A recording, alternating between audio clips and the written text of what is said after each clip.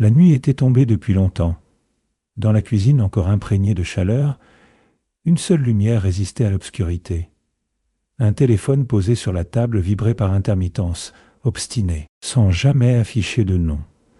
Tu l'as regardé comme on regarde la mer, la première fois qu'on apprend à nager seul, avec lucidité, sans panique, sans illusion. Il n'y avait pas de colère, pas même cette tristesse théâtrale qui réclame un témoin, seulement un silence dense, presque palpable. Un silence qui s'installe et pose une question que personne n'ose prononcer. Pourquoi si peu de gens? À cet instant précis, avant même de comprendre, tu as senti quelque chose te traverser. Une sensation à la fois brutale et limpide, comme si ton cœur avait déjà compris ce que ton esprit refusait encore d'accepter. Tu ressens plus profondément que la moyenne, et cela change tout.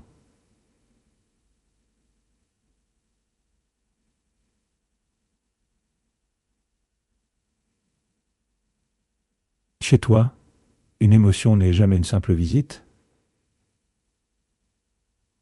Elle s'ancre, elle explore, elle marque le terrain. Là où d'autres effleurent la vie du bout des doigts, toi, tu la touches à main nue. Un mot mal ajusté peut résonner longtemps. Un regard peut te traverser comme une vague lente et insistante. Une absence peut hurler plus fort qu'une présence bruyante. Ton monde intérieur est vaste, épais, parfois débordant.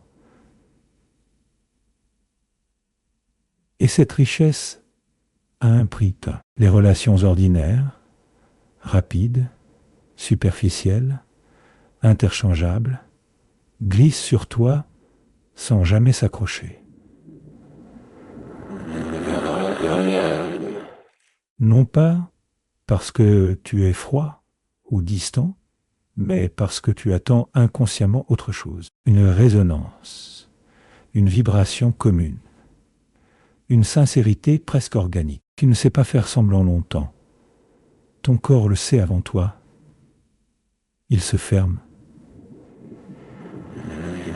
Fuir.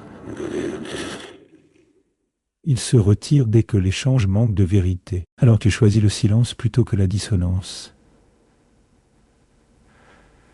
La solitude plutôt que la superficialité. Ressentir profondément, c'est porter une mémoire émotionnelle aiguë.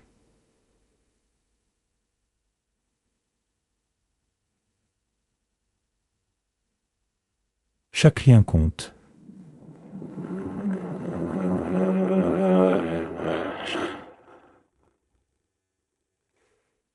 Chaque rupture laisse une empreinte. Tu ne passes pas d'une relation à l'autre avec légèreté, car ton attachement engage tout ton être. Aimer, pour toi, ce n'est pas accumuler des présences. C'est investir ton monde intérieur. Peu de personnes savent accueillir cette intensité, sans chercher à la réduire, la corriger, ou la fuir. Dans une société qui glorifie la vitesse, la légèreté et le nombre, ta profondeur dérange. On te dira que tu réfléchis trop.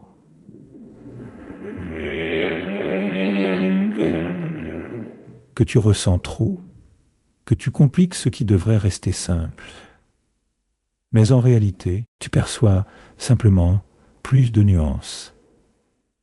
Là où d'autres entendent une phrase, toi, tu entends une intention.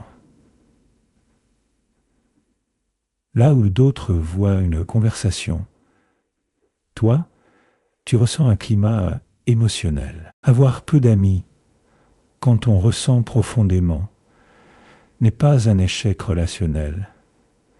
C'est une conséquence naturelle. Ton cœur ne sait pas se diviser à l'infini. Il choisit, il attend. Il protège ce qui est vivant en toi. Et même si cette sensibilité t'isole parfois, elle est aussi ce qui te permettra, un jour, de créer des liens rares, puissants, presque réparateurs, des liens qui ne font pas de bruit, mais qui tiennent, longtemps, très longtemps. Tu refuses les relations qui anesthésient l'âme.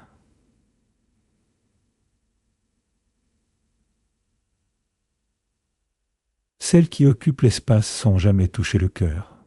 Tu l'as senti très tôt, parfois sans pouvoir le nommer. Certaines présences fatiguent plus qu'elles ne soutiennent. Elles parlent fort, rient beaucoup,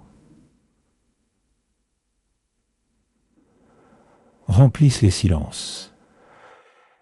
Mais à la fin de la journée, quelque chose en toi se sent plus vide qu'avant. Alors, presque instinctivement, tu as appris à t'éloigner de ces liens qui imitent la chaleur sans jamais offrir la proximité.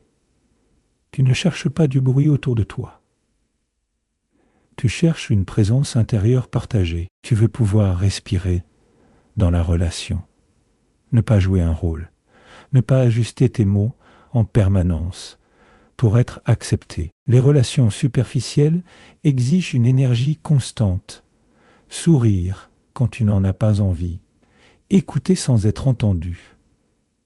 Être là sans être réellement vu. Pour toi, ce type de lien agit comme un anesthésiant émotionnel. Il endort le manque sans jamais le guérir.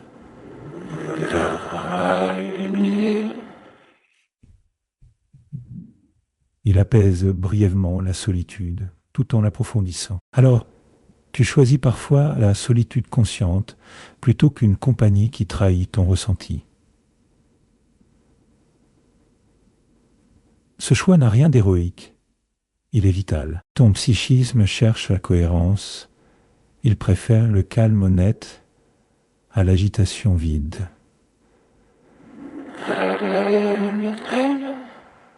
Dans le silence, tu restes en contact avec toi-même. Dans certaines relations, tu te perds lentement, sans bruit.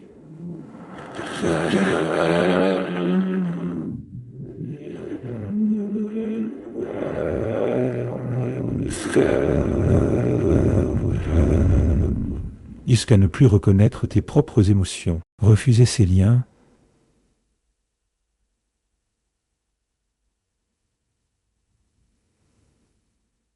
c'est accepter un décalage.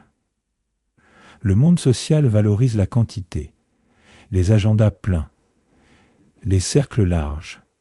Toi, tu avances à contre-courant. Tu sais que la relation n'est pas un divertissement, mais une rencontre, une vraie rencontre, transforme, elle dérange, elle expose. Beaucoup n'en veulent pas. Ils préfèrent des relations qui rassurent sans remuer, qui distraient sans révéler. Avoir peu d'amis devient alors une conséquence logique de cette lucidité intérieure. Ce n'est pas un rejet des autres.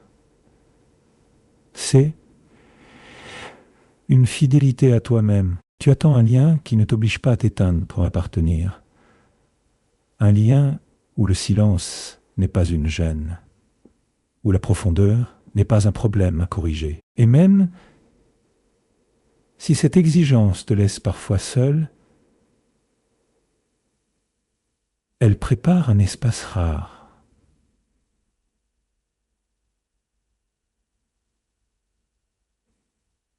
Celui où, un jour,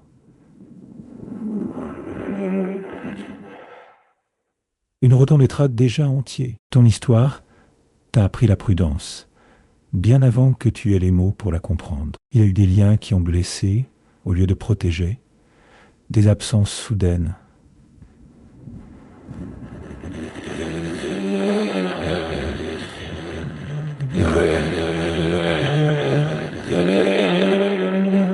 Des regards qui se détournent au moment précis où tu as les besoins qu'il reste. Ton cerveau a enregistré ces expériences, non comme de simples souvenirs, mais comme des signaux. Depuis, chaque rencontre passe par un filtre invisible. Est-ce sûr? Est-ce vrai? Cette prudence n'est pas une fermeture.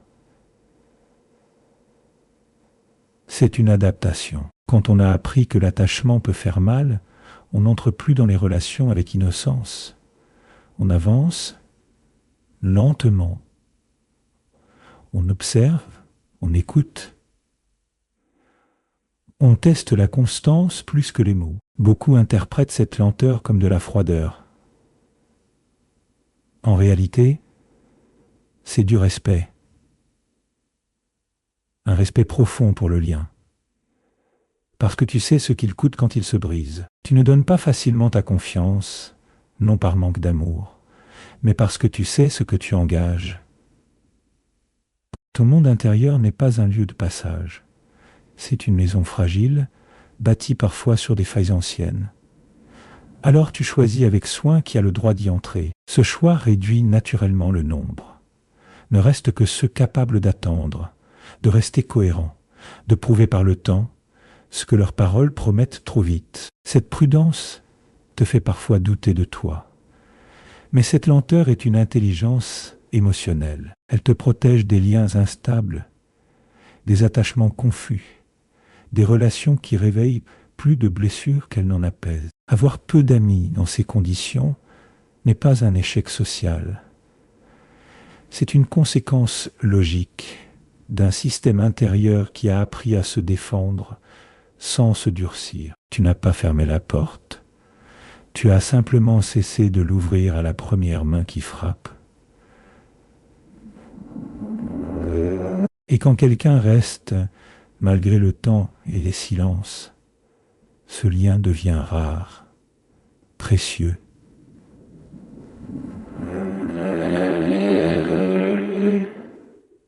Presque réparateur, parce qu'il a traversé la peur sans l'exploiter.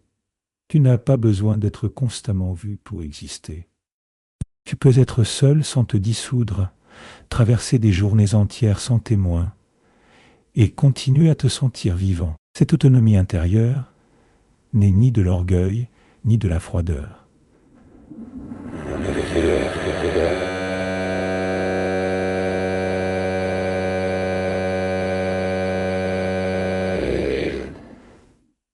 Ce dont te suffire à toi-même. Tu as appris à t'habiter, à écouter ton propre rythme, à supporter le silence sans le remplir à tout prix.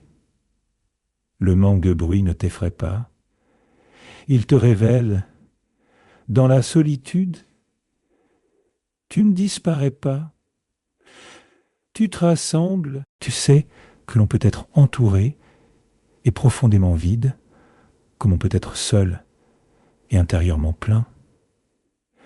Tu ne cherches pas des amis pour combler un vide.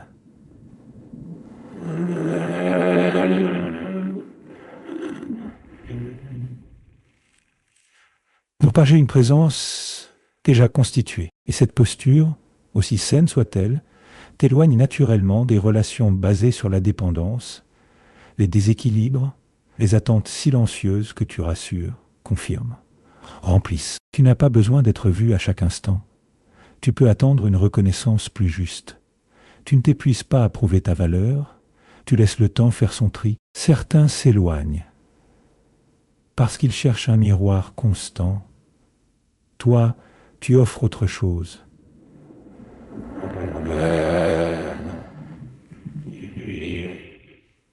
Une présence calme, stable, non intrusive. Elle est rare et elle n'est pas toujours comprise. Avoir peu d'amis dans cette configuration n'est pas une solitude subie. C'est une conséquence naturelle d'une identité qui ne dépend pas du regard des autres pour tenir debout. Tu es entier avant le lien. Et quand une relation naît depuis cette complétude, elle n'est ni une fuite, ni une béquille.